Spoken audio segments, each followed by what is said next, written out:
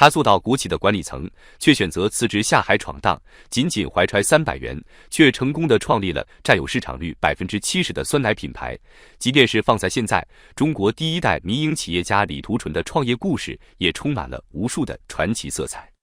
从白手起家成功创业的酸奶大王，再到负债数亿、锒铛入狱后无罪释放的民营企业家，李图纯这几十年到底经历了什么？他现在又过得怎么样呢？本期创始人观察，就让我们一起走进太子奶的创始人李图纯，聊一聊他的创业故事。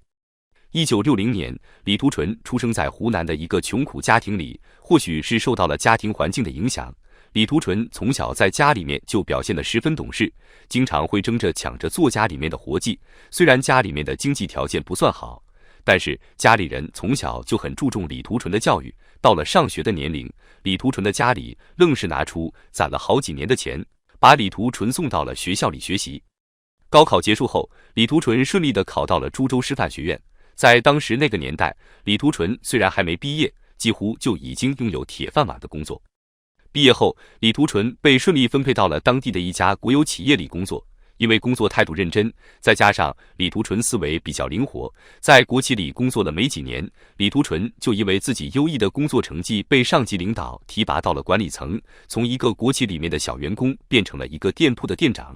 刚开始，李图纯接手的这家店铺几乎是连月亏损，当时几乎所有人都觉得这家店很快就要关店倒闭了。但是李图纯接手的几个月后，这家原本连月亏损的店铺很快就扭亏为盈。虽然年纪轻轻就已经成为了国企里面的管理层，但是李图纯的上进心却一直在督促着李图纯不断向前。在工作的闲暇之余，李图纯始终没有停下学习的脚步，不断地学习着更加先进的管理知识。1990年，在经过审慎的考虑之后，当时30岁的李图纯选择辞去工作了10年的岗位，带着自己300元的积蓄和一张通向深圳的火车票，开始的自己的创业之路。如果你是李图纯，你会选择前途未知的创业人生，还是会过着平静安稳的人生呢？你觉得李图纯会在之后的创业中又经历哪些跌宕起伏的创业故事呢？深圳是一块充满了创业机遇的土地。来到深圳不久后，李图纯就凭借着自己的个人能力，被当地的一个粮油老板看中了。虽然这个老板首先和李图纯抛出了橄榄枝，但是因为当时李图纯一个月只能得到1000元的收入，所以干了没多久，李图纯就和这个老板提出了辞职，又开始寻找起了新的工作机遇。几年之后，当有记者采访李图纯时提及到此事的时候，李图纯只是笑着说道：“如果当时那个老板给的薪水再多一点，要是一个月能给我3000、5000的，可能我到今天还是会一直干那个。”辞掉这份工作2年的时间里面，李图纯的生活过得并不算顺利，一直在四处寻找合适的工作机遇。当时有很多人说他就是一个无所事事的社会游民，但是李图纯本人却并不在意别人对他的评价，因为知道自己的能力和本领，所以他只把那段时间当作是对自己的磨练。他找到合作的厂商，印制了一批纪念日历，摆放在了相关的景点进行出售。不出意外，李图纯的生意爆了，日历应接不暇的被卖了出去，李图纯的创业资金也就这样一笔一笔的积攒了下来。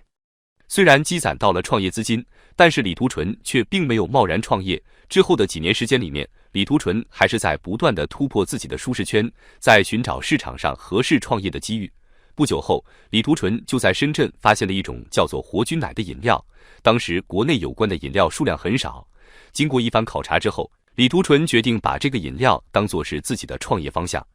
确定了创业方向，但是李图纯却在一开始就遇到了难题。当时他并没有打算自己开厂生产，而是找了另外一个合作的厂家。经过几次协商后，李图纯本来已经和厂家都确定了大致的问题，但是到了签约的前几天，厂家却忽然传来了毁约的消息。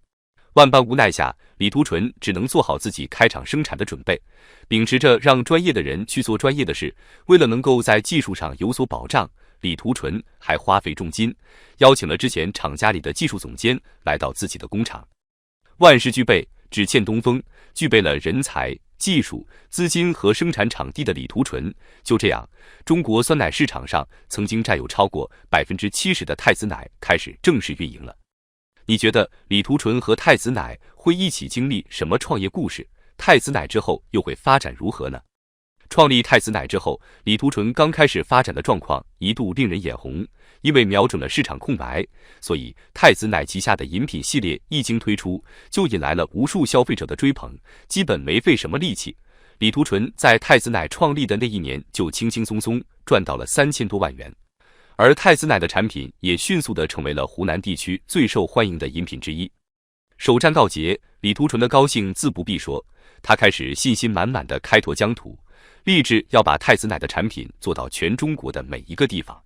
为了能够在全国范围内都打开知名度，李图纯一掷千金，花费了20万元的价格，买到了一张可以在央视竞标的准入门票。之后，他又花费了8888万，给太子奶拍下了央视的黄金广告时间段。这是属于李图纯和太子奶的一场赌博。当时，不仅太子奶的员工已经半年没有领到工资，就连竞拍到的黄金广告时间也大大超出了原本的价值。李图纯疯了，大家都这样说道。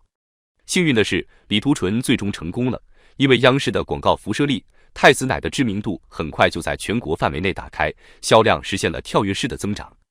然而好景不长，2007年，太子奶在前景一片大好的时候，引进了来自风险投资机构共计7300万美元的资金支持，李图纯本人也签下了一份风险极大的对赌协议。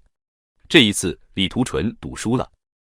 2008年，经济危机大爆发，太子奶在受到市场风险冲击的同时，还承受了资金链断裂的风险。而李图纯本人也因为非法吸收公众存款罪这个罪名被警方逮捕，经历了15个月的牢狱之灾。